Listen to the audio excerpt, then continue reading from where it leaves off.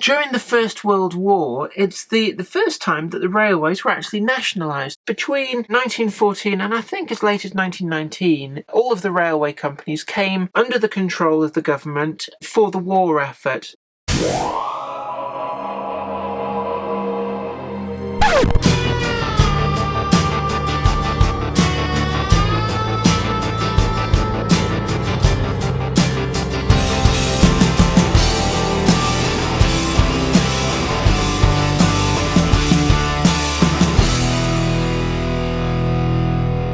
Hi there, I'm Jenny Kirk and you're watching my YouTube channel, and today we're going to have quite a big ticket box opening and review, and this is quite apt really because we're coming up to the anniversary of the end of the First World War, so I thought that we'd do something a little bit special but themed to that. So without further ado, let's take a closer look. Well, look at this. I mean, even just the box it comes in is something special. We've got catalogue number 30325, and this is a train pack as opposed to one of the complete model railways in a box that Bachman and Hornby and others have done in the past. So there's no track, there's no controller, but what we do have is the train, and the presentation of the box itself really is something very, very special. We've got this kind of painting style artwork, and it's very reminiscent to me of the style of what would have been in some of the early Thomas the Tank Engine books actually, but that really is nice, and it's a chunky box, and it's not flimsy. There's a real substance to this, but we're going to slide the top off. Unfortunately, these have been around a little bit now, so there's a few marks on here, but let's have a look at what we've got. This is ambulance train number 40. Now, a little bit of background. In 1910, the War Office, the War Medical Office, and also London and North Western Railway were instrumental in drawing up plans for ambulance trains. The idea being that these could be converted pretty straightforward and readily from rolling stock that already existed. So it was something that could be implemented very, very quickly if war were to happen. And as it happened, between 1910 and 1914, well, we all know what happened in 1914, outbreak of the First World War. So the British government was able to actually very quickly go to the railway companies who'd received these plans from the 1910 committee and say, we need those trains. And they delivered these trains to Southampton docks, all these different railway companies. And this particular model, ambulance train number 40, really did exist, and the coaches themselves were drawn from the Midland Railway Company, and they took the clerestory roofed coaches and they converted them to a full elliptical roof to increase the headroom. And the idea behind this was to give extra space for 3 tiers of bunks all the way through. And if you Google on the internet, there's quite a few photographs of what the insides of these trains actually look like. But the package we've got here, even though they're Midland Railway coaches, we've got a Great Western Railway City Class locomotive, and potentially this is perfectly accurate mixing and matching, because during the First World War, it's the first time that the railways were actually nationalised, and it's not something that people generally talk a lot about, but between 1914 and I think as late as 1919, all of the railway companies came under the control of the government for the war effort. So it wasn't unusual for stock to pass between the different systems. And certainly the ambulance trains, once they'd been delivered to Southampton by the various different railway companies that had implemented them, they were then to be used at will for the war effort. So it's not unheard of that they could have been seen being pulled by a Great Western Railway locomotive. We've also got in this package, I'll draw attention to these, is a pack of figures. In fact, actually, what I'm going to do is I'm going to take the outer cardboard off, and that's actually, it's probably a little bit difficult to see, but we've got a black and white picture on there of an ambulance train being loaded. And in fact, actually, I think when I was doing some research for some other unrelated to this work that I've been doing, I did actually come across the original of that photograph. What we can see is actually there's an awful lot of polystyrene in here, which does give actually quite a reassuring rigidity to the box. But we're going to start with the little pack of figures that this comes with. And these can be bought separately. They've got a catalogue number there of 36-409. They are in the catalogue separately, but notionally they were produced, I think, to go with this set. So we've got the 2 nurses, and then we've got 2 medical orderlies, and then we've got 2 service personnel there who've been injured. So it's just something a little bit nice to go with it. And if you were building a model of a First World War era railway, then these would actually be quite useful. But for me, I'm probably going to leave them in the blister pack, and they'll go on display in the back of one of my display cabinets. And actually, it's interesting. I'm looking at this. There's a protrusion in the blister packaging which lends itself to being stood upright. So that's actually quite useful if you want to display these in the packet, as I'm going to. The blister packaging has actually been quite nicely designed to allow that. And the quality of the painting on these figures is really quite superb. I've seen some of the figures from other manufacturers going right back now over the last 20 years or so, and sometimes you get them where it really does look like the paint's just been thrown at them, but these are incredibly crisply done, and all of the different colours are sharply picked out. But let's turn our attention to the coaches, and it's interesting, these particular coaches, the set's been out for a couple of years now, but there was a grand hurrah that Bachman did with the tooling for these coaches. They did this, they did the Railway Children set utilising 2 of these coaches as well, and also Frizinghall Models, they did a camping coach. I think there was a set in LMS livery came out, which I got some of. They also did the olive green Engineers Signal Box Construction Gang coach, which I've got one of as well. And then the story I've seen is that the mould was damaged somehow for some part of the mould for making these, so there won't be any more. If Bachman were to redo these ex-Midland Railway coaches and put them into the range, they would be retooled to a much higher standard. So for now, let's take some of these out and take a look. Now, there we are. It's quite a tight fit because of the polystyrene. But first off, what you can see is they've pretty faithfully recreated the ambulance train livery from the First World War. So we've got this drab olive colour overall with the grey roofs. But the very distinctive thing about the ambulance trains, and this was set by, I think it's from the Geneva Convention, they had the red cross on the white background, had that on the side, on the roof, and we see that there on the other side as well.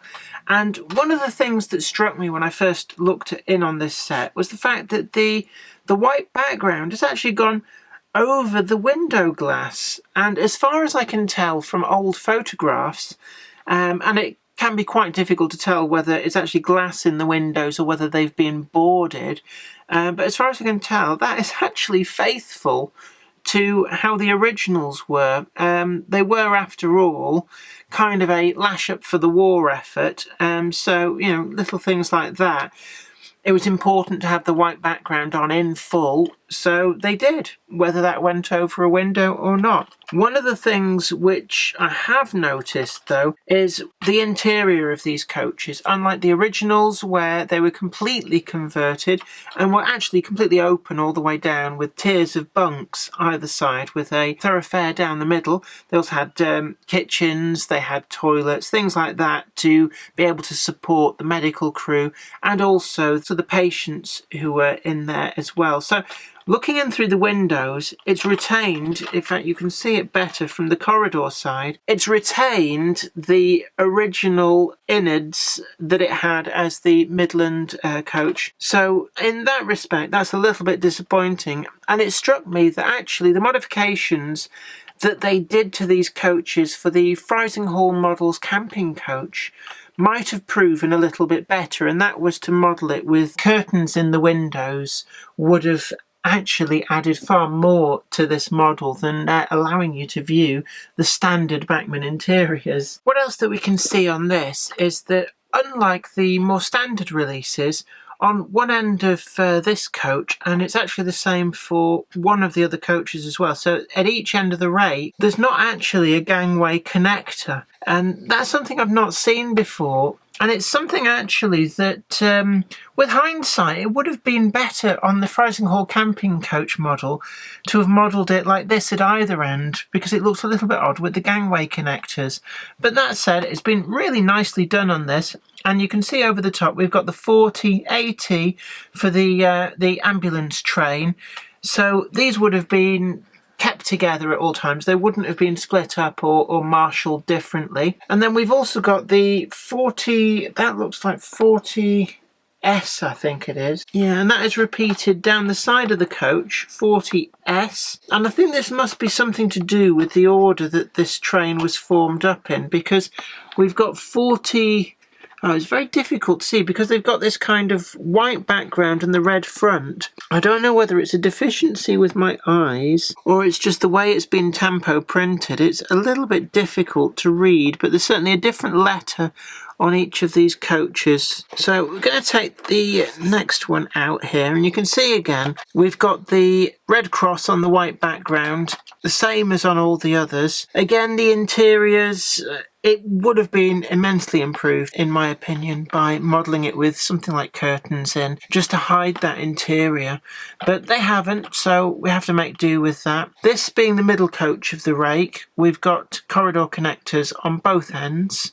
And other than that, they are actually pretty much the standard ex-mainline Bachman release coaches. The bogies themselves, they're fitted with the narrow tension lock couplings, but they're not in NEM pockets. There's no close coupling mechanism because of the age of the mouldings that these coaches are made from. So that's just something you have to make do with. The underframe detail, it's quite coarse by modern standards, but there's some interesting stuff there. And from the side, it doesn't really look too bad. The actual vacuum brake actuators there, they've got this sort of huge triangular moulding on there, which from the side looks all right, but when you look at it from this angle, it looks most peculiar. It's fitted with metal wheels. There's no pickups for any kind of interior lighting in there. And the buffers, turned metal heads. They're not sprung loaded at all. The tempo printing, well, actually, it's pretty nice. The door handles, they're not separately applied fittings on there, but the tempo printing with the slight gold over the top and the same with the handles actually means that it looks all right in my eyes. So it's a pretty good offering. On the end of the coaches, let's have a look. We've got a representation of steps and a handrail. Again, it's all moulded on. The only separately applied detail, as far as I can tell, is there's a little kind of handhold on the roof, which appears to be a separately applied metal detail. So, yeah, these coaches do date back to early 90s, late 80s, with minimal modifications. So, actually, for their time, they were very, very good. But I suspect the fact that the tooling is broken has probably got a lot to do with the outright age and the amount of different models that has come from the moulds. Let's quickly have a look at the final coach here, and what we can see, I'm looking and comparing, and it would appear that Bachman have used an absolutely identical moulding. So whereas in the main range they've got a break third and a first third for these particular type of coaches, all of these are making use of the first third moulding, which is a little bit peculiar to my eyes, but I suppose if you research the ambulance trains quite thoroughly, it may well be that this is perfectly accurate for a First World War ambulance train. So we'll let that one slide. The final coach is pretty much identical to the first one that I pulled out and showed you.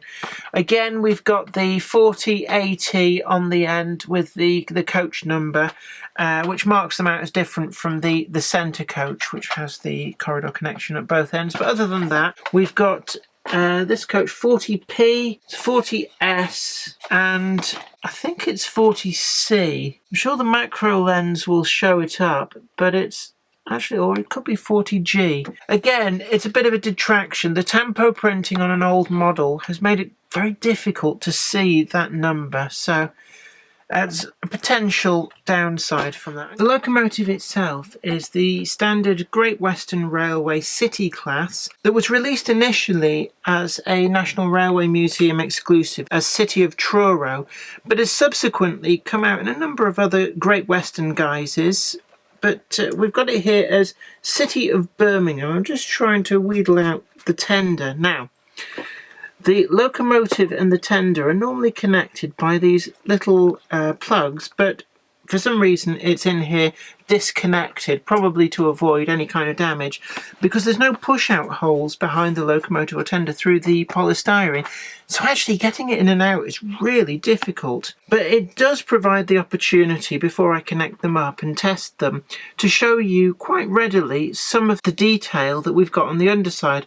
There's a water scoop there on the underside, and these would have been used to enable the locomotive to be re-watered without having to stop, and they were picked up. They had these sort of troughs between the track, and these could be lowered by a screw fitting by the driver or guard, and it would allow it to scoop up the water and refill the tank in the tender. We can also see here that there's actually pickups from the front and back wheels on the tender, and that does go a long way to make the running of these locomotives an awful lot smoother. The coupling on the back, we've got a standard NEM pocket with the non-cranked narrow slim coupling, and then the buffers themselves, again not sprung, but it doesn't really matter. If we turn it over, it's a pretty accurate rendition of the tender suitable for the city class, and it actually is quite a small tender, all things considered. It comes presented with a coal load, but I think, no, it's not really wanting to play ball, but what I do know is that underneath there is a space that allows a empty tender to be modelled. It should be warned though that this coal insert is made of metal, so it does add to some of the weight, which, given that we've got pickups on the front and back, that extra weight can be a little bit helpful. The livery that it's presented in is a very, very utilitarian and basic, almost a khaki livery. We've got the Great Western lettering on the tender sides, and on the back we've got the Great Western Works plate, but apart from that there's no lining on here to speak of at all, and it is very nicely finished. It represents the utilitarian livery finish of a locomotive that had been repainted through works during the First World War, and one of the reasons that a lot of the railway companies started to use a much more utilitarian livery was simply the lack of workforce. An awful lot of men were drafted away into fighting on the front, so having the workforce to be able to maintain, to paint, to do all these kind of things was much more difficult. There was also a lot of women who were drafted into working in the railways in the First World War, and they were actually able to work in an awful lot of roles which would ordinarily be excluded to them. You've got to remember, this is before the point where women could even vote, let alone have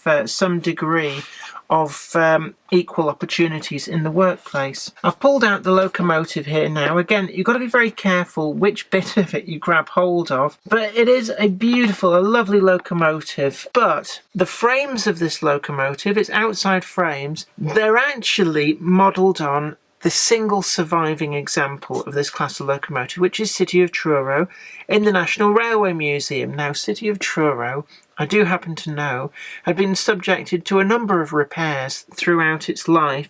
So if you know where to look, it is possible to see on the sides where the frames have been repaired. In fact, let's just see now. Yeah, on this side, we've got an indentation between where the two axle boxes are. But turning it over, what we've actually got is flat all the way across. And that's because City of Truro's frames cracked at some point in its life and it was repaired. Now, when Bachman made the tooling for this model for the National Railway Museum, it was accurate for City of Truro, but they haven't altered it for making subsequent models. So just a little bit something there for the rivet counters, because you've got to remember, those rivets aren't going to count themselves. We've got separately applied brake rigging underneath. That is all factory applied. Nicely done. We've got pickups from all four of the driving wheels, but it doesn't appear, as far as I can tell, there's no pickups from the front bogie, which is probably why those pickups on the tender are so important. Now, the coupling on the front, there's no NEM pocket as such. There is a piece in there that the coupling clips into, but quite clever on this is that just like if you buy the versions of this locomotive that have been released separately, they do come with your big packet of various bits and pieces. And what we can see there is that it comes with a second bogie frame. And I believe that part of the reason for this is so that you can actually completely remove the gubbins for that coupling on the front, and actually it cuts off the criticism that a lot of people would have otherwise made, that you've got this big ugly coupling at the front which ruins the line of the locomotive. So if you want to, you can put on a separate bogie frame, reuse the wheels, things like that, and not have that on the front. But looking at this, the actual bogie that they give you does still have that coupling pocket on the front. So I don't know whether that's a mistake or whether I'm going to have to go and have a good look at the one that came with my I think it's a City of London that I've got, which also comes with the extra bogie frame. We've also got fire irons. We've got a box there for if you want to DCC sound this locomotive. Now, it does have provision for a DCC chip in the tender, and that all comes together with the connection between the two.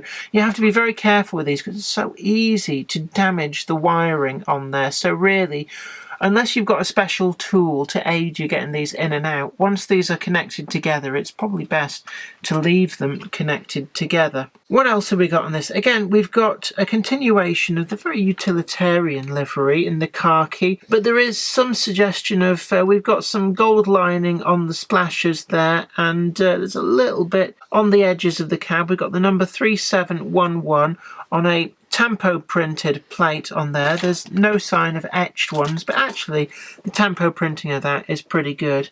And in the cab, actually without the tender there, we get a very, very good look of that backhead detail. So we've got all of the pipe work all individually picked out in the different colours, and really that is quite exquisite. So overall, what we have here is a pretty good package that's World War I themed. So one of the reasons that attracted me to this whole set was the fact that I knew that it would be suitable for a pre-1923 pre-grouping period layout.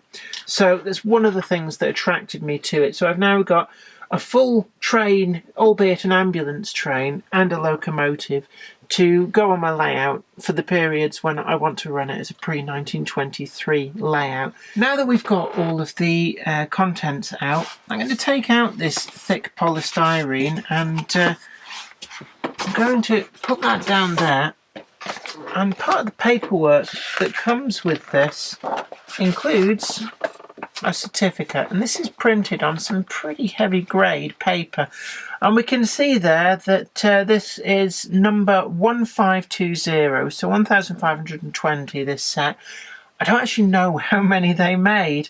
They are still pretty readily available in the shops, and given the huge rise in prices from Bachman, they actually represent now incredibly good value for money. You can get the locomotive and 3 coaches plus the figures all in a nice presentation box for actually less than what Bachman are selling the locomotive, its RRP, in the catalogue now. And what we can also see here is we've got the maintenance sheet to go with the locomotive, and not ones to miss a trick, we've got a little bit of an advert for Bachman Model Railways. We can also see that there's a separate little pack here, and these are the doors to go on the end corridor connections. We get 3 of these. That's, I suppose, 1 per coach. The only problem is that we've got 4 corridor ends, not 3, that you would need to put these in if you wanted to be totally prototypical. And well, it just seems a very, very odd number to me. As part of this superb package, what we can see on the back is we've got an awful lot of artwork and information here. Now we've got various photographs showing ambulance trains at work, and actually we can see there, I talked a little bit about the way the interiors of these coaches were converted, and this picture here is actually a lovely shot to give you an idea of what should be on the inside of these coaches. And you can see there why I think just having curtains in the windows would have actually added far more to this model than allowing you to view the standard Bachman interiors. We've got a little bit of a potted history here about the ambulance trains and their role in the First World War, and actually this is pretty good information here. It's been well researched and there's some staggering figures. What really struck me at the end there, it said that by April 1919, these trains had carried a total of over 2.6 million injured service personnel. And it just really does bring home just how brutal the First World War was in terms of,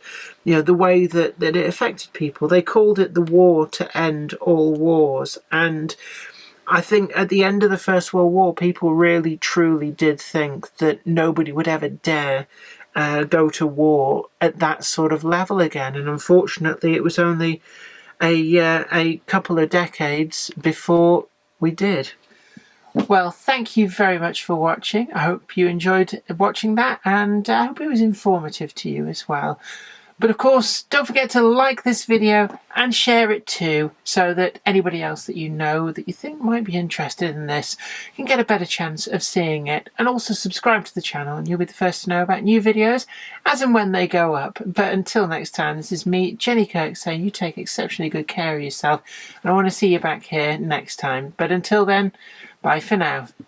Today's video has been brought to you by my books, Bringing Home the Stars, Twinkle Little Star, and also you can get the complete comic collections of All Over the House, Books 1, Books 2, and also the wacky zany Life of Knobty Mouse. Thanks, and catch you later.